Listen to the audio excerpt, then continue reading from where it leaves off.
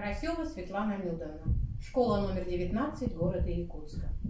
Дорогие друзья, сегодня я хочу рассказать вам о своей любимой книге детства Александра Волкова «Волшебник изумрудного города».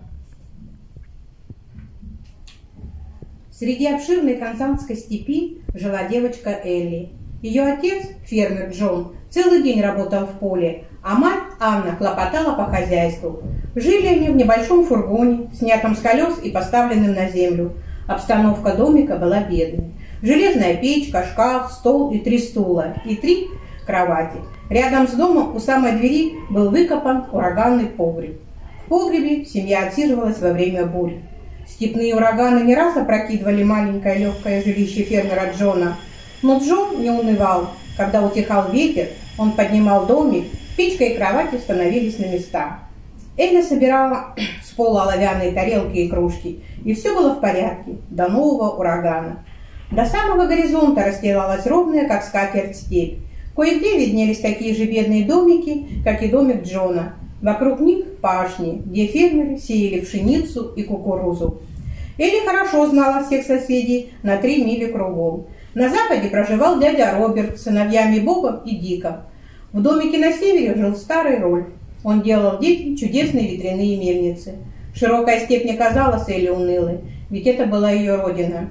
Элли не знала никаких других мест.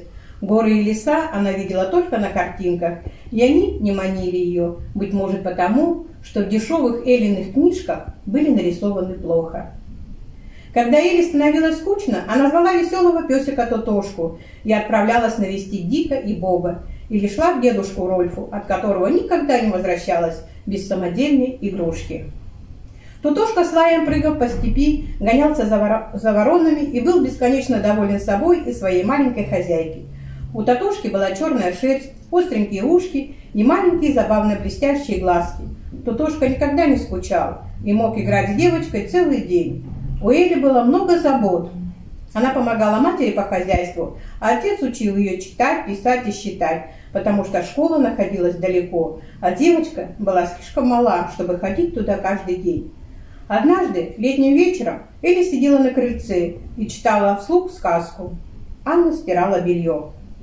И тогда сильный могучий богатырь Арнауль увидел волшебника ростом с башню, нараспев читал